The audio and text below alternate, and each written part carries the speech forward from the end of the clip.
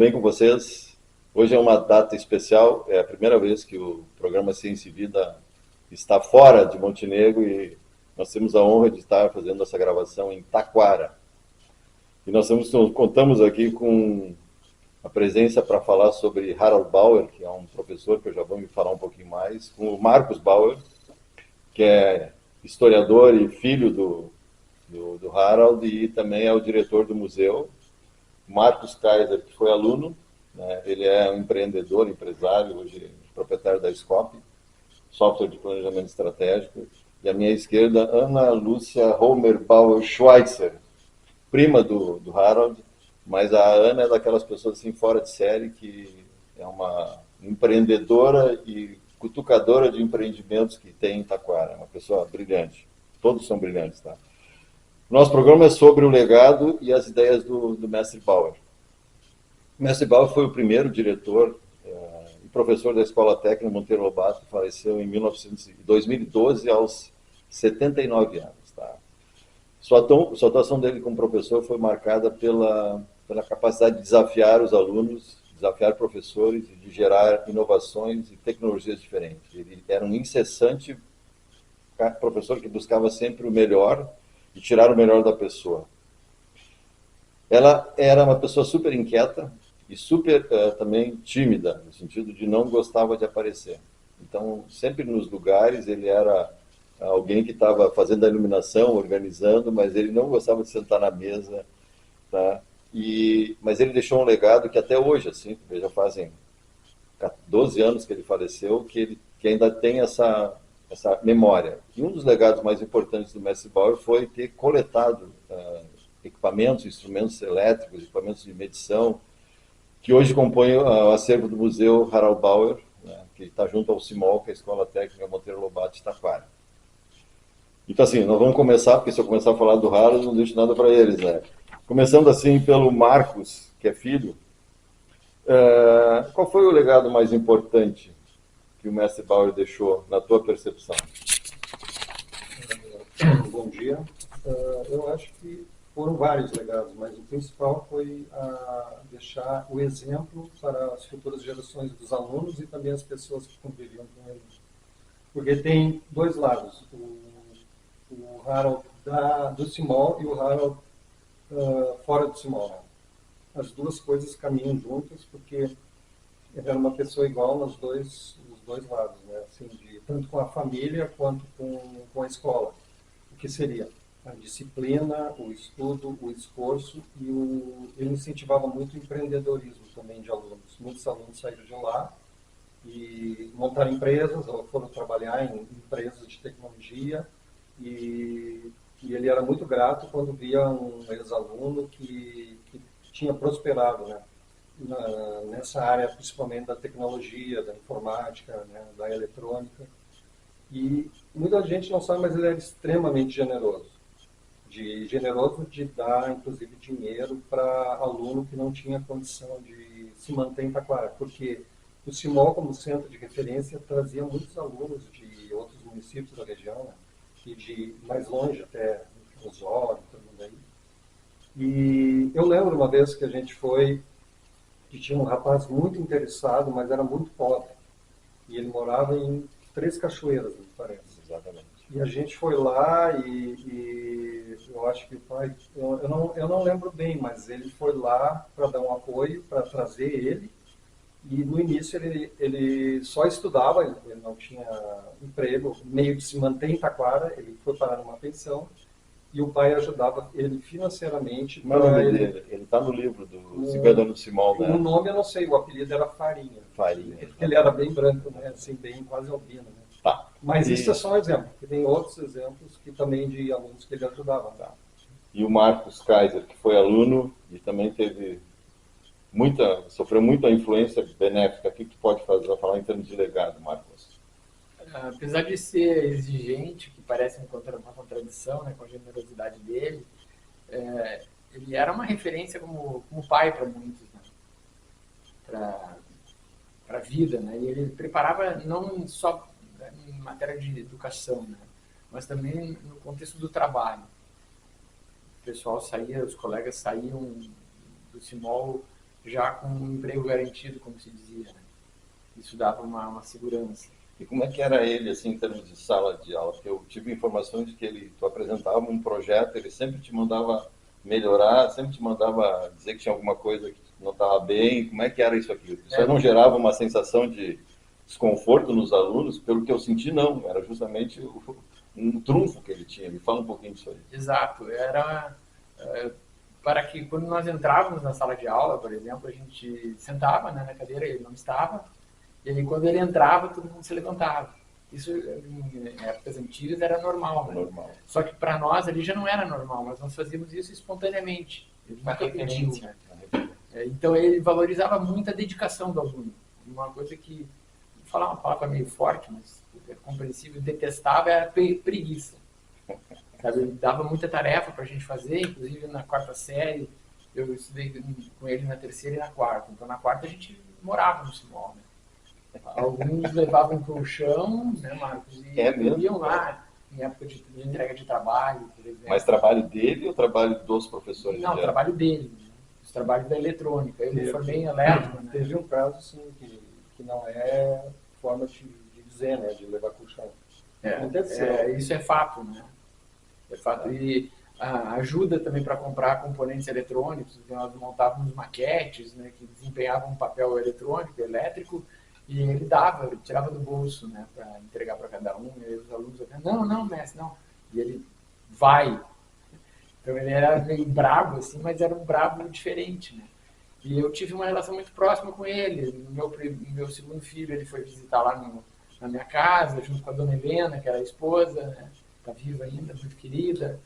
Então, no meu aniversário, ele parece mentira, mas ele ligava, Marcos. Ligava para felicitar, daquele jeito meio secão para os outros, mas para nós não. Quando se ela sabe que é aniversário, ela vai te ligar. Então, depois de formado, quando eu vinha para Taquara, eu vinha fins de semana, eu ia sábado lá tomar um café com ele, todos os sábados, né? Isso era, assim como acontecia comigo, acontecia com outras pessoas também. Os colegas também admiravam muito ele, né? Então...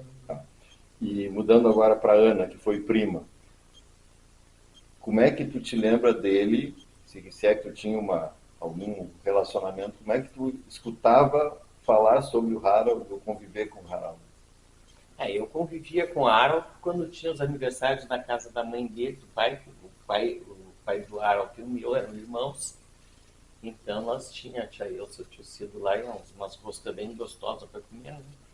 Mas o Harold sempre foi muito introvertido, mas eu acho que ele foi um homem à frente do seu tempo. Muito à frente. Porque uma das coisas que o Marcos não falou, mas o Marcos tinha 3 anos de idade, ele foi para a Alemanha, passou 1 ano lá, estudando na Siemens. Então, isso ele já estava no Simol, né? Siemens e na EG. Ele já estava no Simol, né? Já era professor. Sim, já tinha uma bolsa. Sim, ele foi o primeiro diretor da escola, depois professor, e veio essa bolsa para ir estudar, fazer treinamento na Alemanha. Então, imagina na década de 60, passar 1 ano na Alemanha, né? Sim. Então, e deixar um filho pequeno. Sem internet. Sem telefone, sem a comunicação. Eu acho que até virou notícia, tá claro. Eu lembro. Todo mundo sabia que ele tinha ido para a Alemanha. Então, eu lembro. Ele era tão introvertido que eu lembro quando a minha avó, nossa avó, minha dele, morava conosco, e ele chegou lá, Milo Vovo, chamava ela. Eu vou para a Alemanha passar 1 ano, vim aqui me despedir da senhora. Bem seco. E foi embora. Então, assim, ele tinha um objetivo e ele atingia os objetivos dele. O meu relacionamento com o Harold, eu tive alguns relacionamentos que uma vez na FENAC, em 1974, 75, a FENAC era diferente, ela era ao público, não era aos comerciantes. Então tinha que fazer uma vitrine bonita que chamasse atenção. E eu inventei uma roda gigante para botar os calçados da Bibi. Em cada banquinho, em vez da roda gigante ter pessoas, era um sapatinho. Mas só que eu tinha que fazer essa roda girar. E daí eu disse, eu vou lá no Simão falar com o Harold. E ele fez tudo, foi sensacional. Tanto é que era a chamada da FENAC do ano seguinte, era essa roda gigante. Então, Mas não era pequenininha, né? não, era uma roda de 80 centímetros, coisa assim. Ficava... E isso tem um conceito aí de aprender fazendo, né? Que se fala muito hoje, e ele já trabalhava isso. O importante era o processo. Não se funcionou lá no final, é outra história, mas o processo de construção. E tudo era assim, os trabalhos, né? Não, era raro ter uma prova, assim. Quando tinha prova era uma questão só, ou tu tirava 10, ou tu tirava 0. É mesmo, uma só. Mas o que valia muito era o trabalho, sabe? E ele tinha que acreditar no aluno, porque assim, ó, eu sei muitas histórias do Harold depois que a gente montou o museu. Os alunos vão lá visitar o museu, e daí contam as histórias. E são histórias terríveis, né? Assim, ó, tem um aluno que disse assim, na hora eu tinha vontade de matar ele, porque eu passei uma semana fazendo o trabalho e entreguei, ele olhou bem no meu olho, se fosse tudo que fizesse o trabalho, porque ele não estava acreditando muito que ele tinha feito, né? Daí ele se foi, tudo que fez, amassou todo o papel, daqui a 2 dias tu me traz de novo. Porque se fosse ele que tivesse feito, o aluno, ele saberia fazer esse trabalho novamente. E então, esse mas é porrada, né? Não, alguém vê é que se tu fizeres hoje isso, dá processo. Dá processo. Mas naquela época, eu acho que o Harold criou, eu não tenho um ex-aluno dele que teça algum comentário maldoso. Claro que não vão falar pra gente, mas assim, ó, tu vê assim um amor enorme, um respeito. Ele era muito digno nesse ponto, assim. E o museu, que eu gostaria de falar também, ele me convidou. Como é que surgiu o museu? Que mania ele tinha? Porque o museu eu acho que isso é coisa de Bauer. Eu também sou de guardar coisas. Agora estou me desapegando.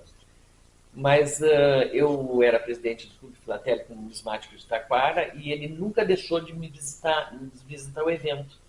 E eu ficava admirada de ele ir lá, porque não era comum, né? Não era comum a comunidade. Sociável. Ele não era sociável de uma associação do clube comercial, mas ele não era mais os filatelistas e os numismatas que iriam, né? Os colecionadores. E ele nunca deixou de visitar o evento. Até eu tenho uma foto com ele lá dentro do evento. Eu disse, não, vamos tirar uma foto, Aaron, porque é difícil, né? Então ali ele comprou até uns aviões que tinha um senhor que fazia as maquetes de aviões. Aqueles que estão no museu. Exato, era um holandês, o Adriano Vogelar. E daí ele me convidou, tu não vai conhecer o meu museu? Eu disse, se tu me convidares, eu vou. Eu disse, não, vai lá. Porque eu sabia que ele não deixava nem a Helena nem a Silvia, as filhas, entrarem. Tanto é que a Silvia e a Helena conheceram o museu antigo, a parte que ele tinha, no dia do velório dele. Ele foi velado na... Por que ele fazia isso? Acho que ele tinha vergonha, não sei. Não Porque é que na época ele não estava pronto. Era um programa. Ele nunca ia estar pronto. Ele estava muito acumulado, muitas coisas. Era uma sala só, né? Então era uma, realmente estava pelo espaço, era bem bagunçado. Não era um museu, era um projeto de museu. Mas estava organizado da forma dele. Sim, tinha os estandes esses da sala antiga. Então ele foi velado no ginásio de esportes do Simon, pela importância dele. Inclusive, ele estava sendo velado nas capelas, pediram para que ele levasse para dentro do Simon, e foi levado.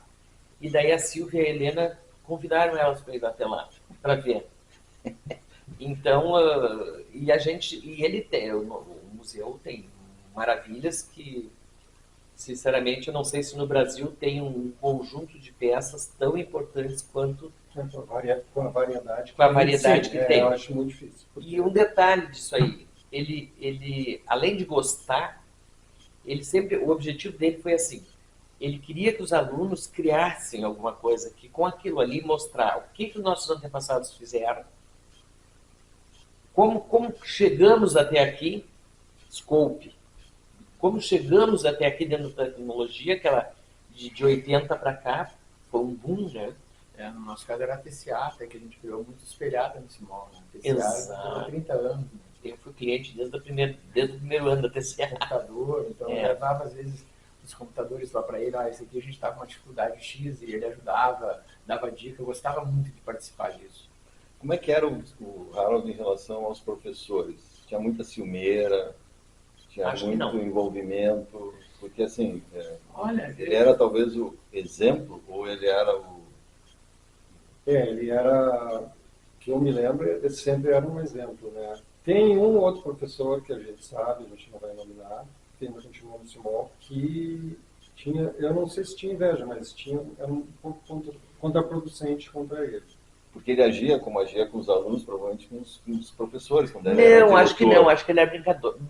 Mais brincadeira. Mas bem humorado. Ele é muito bem Eu humorado. ia, depois de formado, Ele jogava vôlei com os alunos, jogava A imagem que vôlei. eu tinha é que ele era mais sisudo, sério, assim. não, ele Dentro levava do- a isso era gente na para tomar na cafezinho. aula. Fora da aula, não. Depois de formado, quando íamos visitar ele, e isso muitos alunos faziam, muitos ex-alunos faziam, nós íamos lá e ele convidava, fazia questão, né, de irmos na sala de professores tomar cafezinho. Ele conhece o fulano aí? Esse aí é aquele que, né, fazia Ele isso. sempre tirava Então, era sarro muito bem-humorado. No Eu lembro muito bem da gargalhada dele, uma gargalhada forte. No dia que eu fui no museu, no Simol, para conversar com ele, eu levei junto um telefone antigo. Daí eu pensei, de que forma eu vou chegar lá para ver esse museu, né? Daí eu levei um telefone antigo e pro Elmut, que era um colega dele, professor, e daí o Harold veio, parou na entradinha ali, e o Elmut passou e ele fez uma brincadeira bem malandra com ele até, bem humorado, o Harold. Então, assim, ó, a gente tinha uma impressão de que ele era butucudo, a palavra que eu... butucudo, que eu sempre... Sim. que eu digo que sempre era assim, mas ele era de uma Ele bondade enorme. e tinha umas manias, assim, né? Por exemplo, que o pessoal nem questionava. Provavelmente os diretores, a diretora e os professores estranhavam, mas não comentavam, porque ele não ia nas formaturas. Ele sempre era escolhido para NIF. Ele era o para-NIF de todas, né, da formatura, praticamente. Mas ele não ia.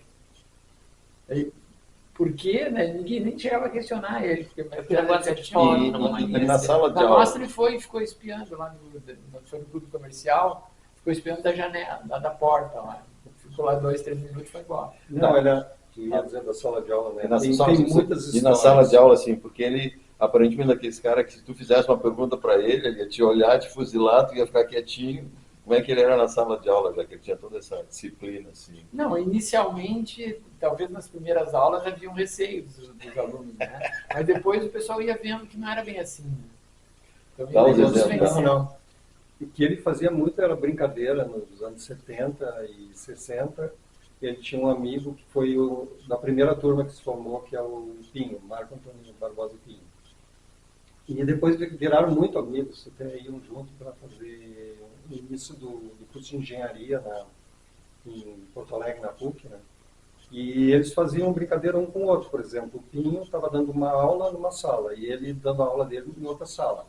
Então ele pegava um aluno assim que ele achava que era mais do interior, assim, e pedia, vai lá, pede para o professor Pinho uma pinça de pegar elétron. Daí o aluno ia, claro. E daí ia lá, chegava no Pinho, o Pinho já sabia que era besteira, que era coisa do pai, né? Ele dava um negócio lá, uma torqueira, sei lá, daí levava para eles. Não, isso aí é para pegar próton. Tem que ser elétron. E assim ficava, até o cara cair. Pô, isso assim, é bullying, né? Hoje em dia seria... Por isso que eu acho que o pai pegou a época certa, porque hoje em dia eu acho que muitas dessas brincadeiras... Ia preso, cara. Ele vai lá no banheiro, leva esse papel carbono e limpa ele. Lava ele. Tá sujo, lava ele. E, Lavar papel carbono. sim. Ele já mediu o grau de inteligência também de cada aluno, né? Puta, tu tinha que E entrar de lá. obediência, né? Que tinha Tu que tinha que entrar com o pé atrás. Muita gente tinha medo dele por isso, né? Mas depois de um certo tempo, se tu entrava no esquema assim, de conhecer ele melhor e, no caso, que ele se agradasse do teu trabalho, que tu te esforçava, daí tu já estava... E se ele era preguiçoso, como é que teu pai tratava? Pegando o teu gancho, que tu falou que ele não gostava. Como é que ele tratava os preguiçosos? Ele rodava de cara ou ele ajudava? Não, sempre ajudou, né? Ficava bravo, xingava, né? Dava um sermão, mas ele dava outra oportunidade, claro, para entenderem, né? É por isso que eu falei no início que era visando o trabalho, né? Tá. Vai sair daqui Não, com uma se o responsabilidade. aluno mostrasse Interesse e tinha muita dificuldade, ele ajudava sempre até fora do horário de aula. Agora, se o aluno só fazia, vou fazer, não vai fazer, que ele notasse que era assim, desleixo, que era uma coisa assim, que era só desculpa para não fazer, aí era complicado. E na quarta série, nós frequentávamos a escola, o CIMOL, de manhã, de tarde e de noite, final de semana. Era intenso isso. Até porque muitos alunos vinham para Taquara por causa do CIMOL. Eu não tinha muito o que fazer também, né? A casa deles era o CIMOL. Mas o CIMOL aí não era só o curso de eletrônica, era toda a escola técnica, toda a disciplina técnica. Sim. Mas mesmo assim, a dele era mais exigente em termos de carga horária. Na quarta série, praticamente, a gente ficava só na oficina. Né? A gente chamava de oficina. Essa é uma sala grande, né? É uma época que o CIMOL funcionava até em sábado, tinha aula sábado de manhã e sábado à tarde. Hoje não tem, segunda e sexta. Uma perguntinha, nós estamos já quase no fim, assim, existe hoje uma questão se a escola é um lugar de educar ou de ensinar, tá? E me parece que o Harold, ele ensinava e educava. Ah, sim, no caso dele, sim. E assim, hoje dizem, não, a educação vem dos pais e ensina da... Eu não gosto muito, para mim, eu acho que das duas coisas, mas assim, ele era um cara que educava também. Isso aí, quem já é educado dos pais, ele já notava, né, que era uma coisa, mas os outros que assim, vamos pôr entre aspas, mal educados, ele dava um jeito de colocar nos eixos através do exemplo dele. Né? Envolvido, bem envolvido, engajado. Era um professor engajado, que até o CIMOL era a vida dele, né? Como é que dizia? Talvez até prejudicava a relação na família. Não, nunca prejudicou, Marcos, vou te falar assim, foi bem tranquilo, e a mãe entendia, todo mundo entendia, só que ele ficava de tempo demais lá, né, e até as peças... Não, e até as peças... Nesse sentido que eu falei, né? Sim. Não, e as peças também do museu, ele tirava do próprio bolso, a maioria. Tem doações lá, né, mas a maior parte, mais de 70%, ele tirou do salário do professor. E quando a gente vinha com uma doaçãozinha, brilhava os olhinhos. Adorava aquilo, qualquer coisinha que estava ganhando ali. Tu conseguiste muita coisa, fazia assistência das aleinhas. Sim, aquele CPD, central de CPD ali, aquela com 4 drives ali. Tem muita de 1,2 de capacidade. Lago. Uma coisa que eu queria retomar, sim, nós estamos encerrando o primeiro programa, nós vamos gravar 2, né? O relógio está dando o sinal. Não estava programado, mas ele entrou na hora certa, né, tia? E é a questão se a gente consegue repetir esse modelo de ensino que ele aplicava hoje. Porque, assim, eu sinto que é uma carência. Mas isso vamos deixar para o próximo programa. Eu quero agradecer a Ana, ao Marcos e ao Marcos pela participação nesse programa. Até a próxima.